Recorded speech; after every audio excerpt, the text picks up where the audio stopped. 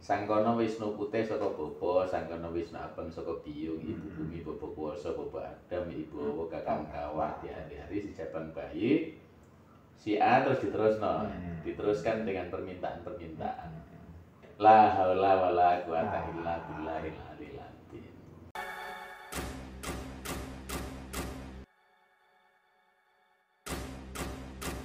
Salam Blengon. Harmoni bagi semesta. Jagung biasanya nyantai nang gone ngarep, saiki rada nang gone mburi ya. Apa itu dia nek? Lumayan Perlu ya. Iki panjang studio khusus tak buat untuk wong-wong sing klasik. Wong klasik. Kayak nek sering saya dengar itu teman-teman masih membedakan antara kan senengannya sampean kan semedi, senengannya sampean apa istilahnya ya sejenis itu Riyado, dan beberapa waktu yang lalu itu sempat kita nggak ketemu hampir 4, 5, 6 tahun ya setelah kita ngaji bareng nenggone satu organisasi itu ya, terus beberapa tahun nggak ketemu. Ternyata melanglang buana. Ceritanya topo aja. Topo apa? Topo perjalanan. Apa nek ngarani iku malah ora topo. Turun gunung. Oh, turun gunung. Saya ini turun gunung. Dia munggah gunung. Munggah gunung. Sekarang turun gunung. Turun gunung. Emang munggah pelayanan mana? Ya apa aja yang didapat dari puncak gunung itu ya dibagi-bagi ya konco-konco. Jadi sering teman-teman itu mempersoalkan bab yang sebenarnya ini cuma istilah ya, Pak. Cuman kan aku nggak mudeng ya. Ya rata-rata kekinian itu mungkin aku sih rata-rata paham lah siti-siti. Iku enak istilah, enak topo, enak saiki itu enak istilah meditatif. Terus kemudian banyak orang yang seperti melarang seseorang kalau mengucapkan kitung-kitung gitu, membacakan mantra-mantra. Ini seakan-akan mantra atau kitung itu sesuatu yang mengundang keberadaan para demit atau para danyang, bukan yang oleh mereka dimungkinkan ini akan menjadikan seseorang itu masuk ke ranah syirik. Aku butuh penjelasan ya. Wong-wong sing biasanya sering munggah gunung ini rata-rata adil, rata-rata bijak.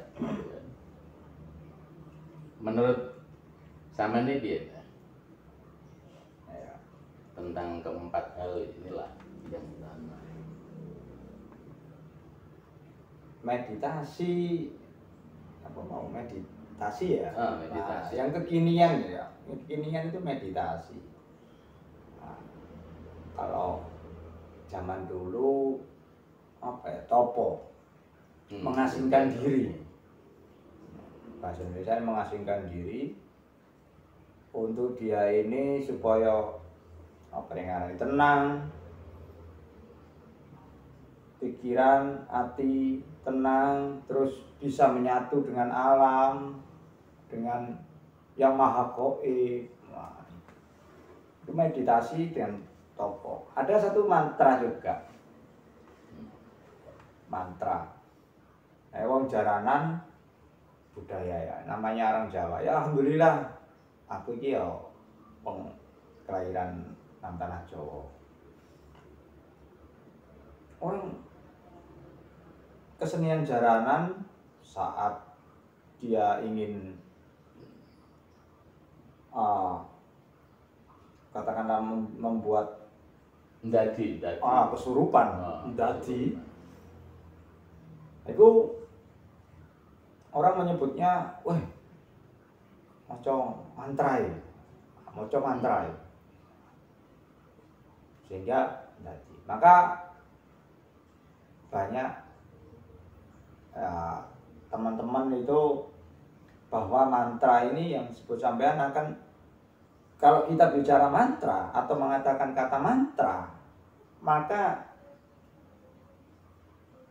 cara berpikir kita, mantra itu sesuatu hal yang bersinggungan dengan gaib, dengan hal-hal mistik seperti itu. Tapi definisi mantra sebetulnya adalah, menurut saya itu adalah sama dengan doa. Ini pengertian saya. Jadi mantra itu sama dengan doa ya? Sama dengan doa kalau menurut saya. Kenapa? Kalau kita katakanlah kalau kita bicara mantra, maka kita harus kembali ke sejarah. Sejarah. Karena kata mantra itu kuno kan. Doa itu sudah ya umum lah kita dengar. Kalau kita kembali ke zaman dulu, kita percaya, kita yakini bahwa para wali, para ulama yang dahulu itu dia nggak menetap di satu padepokan sampai seumur hidupnya di situ terus, atau di pondok atau di pesantren dan sebagainya. Dia pasti keliling kan, untuk syiar namanya, untuk membimbing, untuk menyebarkan Islam itu sendiri semampu penduduk sekitar situ. Setelah itu ditinggal. Kayak pindah-pindah. Pindah-pindah. Dan itu kan nggak ngilangi tradisi ya. Kayak ceritane Sunan Bonang, Sunan Kalijaga itu dakwahnya mereka kan nggak menghilangkan tradisi-tradisi. Nggak menghilangkan.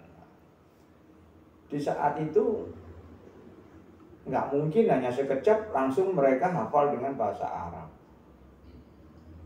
Nggak mungkin hanya waktu yang singkat mereka bisa fasih bahasa Arab.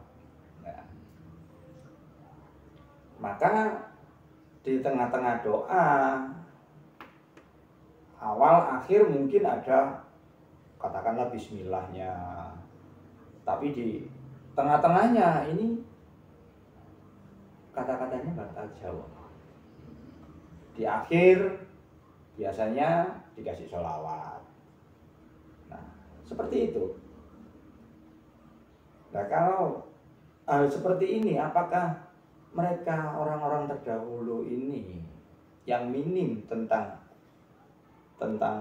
pengetahuan Islam, tata cara Islam, apakah mereka berdosa untuk berdoa dengan bahasa daerahnya mereka? Apakah salah? Apakah itu disebut mantra?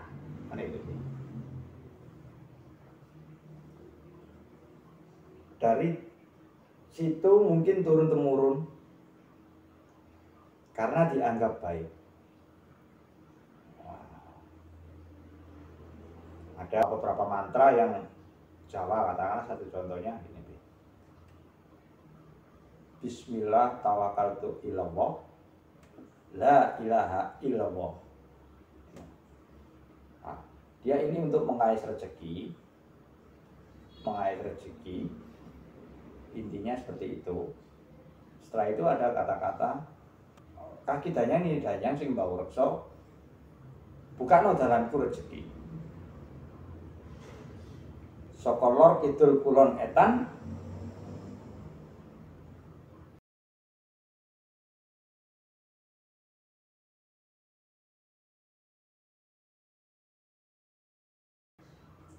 la ilaha illallah Muhammadur Rasulullah. Dari awal bismillahirrahmanirrahim, belakangnya ada sholawatnya. Sedangkan di tengah-tengah ada kata Jawa. Itu semacam kolaborasi ya. Kolaborasi bahasa Supaya Arab dan tetap Jawa. supaya tetap ada ingat jalur Islamnya, tapi di tengah supaya mereka mengerti apa yang dimaksud dengan dia, apa yang diinginkan dengan dia. Nah, mungkin di saat itu. Ini yang ya mungkin teman-teman, jadi antara doa dengan mantra itu sebetulnya sama lah, intinya sama. Cuman pengucapan katanya aja, image-nya orang-orang itu kalau bahasa Indonesia berarti doa, kalau bahasa daerah itu berarti mantra. Tapi ya, aku pernah rada inget ya, zaman-zaman dahulu itu pernah belajar ke salah satu guru di daerah Jawa Tengah itu nguwahi mantra seperti ini. Ini kayak bukan doa, ini kayak semacam mantra. Aku dia bingung juga untuk mengartikan. Misalkan diawali gini, Sangkono Wisnu Putih saka Bapa, Sangkono Wisnu Abang saka Biyung, Ibu Bumi Bapa Kuwasa, Bapa Adam, Ibu Hawa Kakang Kawah, di hari-hari si cabang bayi, si A terus diteruskan dengan permintaan-permintaan. Tapi kira-kira ini la haula wala quwata illa billahil aliyil azim. Jadi tetap aja. Ya meskipun mereka kita paringi mantra gitu, ini tak paringi aji gitu ya. Doa aji, kemudian ada permintaan jabang bayi disebut, ada permintaan kemudian terus diakhiri dengan la haula wala quwata. Tetap aja jalur kekuatan ini kan. Terakhirnya kan wala quwata, ketidakberdayaan kita sebagai manusia. Nah, dengan doa-doa seperti itu dan disebut mantra tadi, mantra-mantra seperti itu yang dia melekatkan dalam hatinya, aku yakin, aku percaya dengan doa mantraku ini bisa terlaksana. Seperti tadi, akhirnya kalau nggak ngerti, katakanlah dia nggak paham sekali dengan la haula wala quwata itu artinya apa. Kemungkinan belum paham sama sekali bahwa kalau kita saat ini sudah mengerti apa artinya, maka doa yang permintaan tadi itu nggak ono apa-apa kan gitu. Ya hanya la haula wala quwata. Salam Blengon. Harmoni bagi semesta.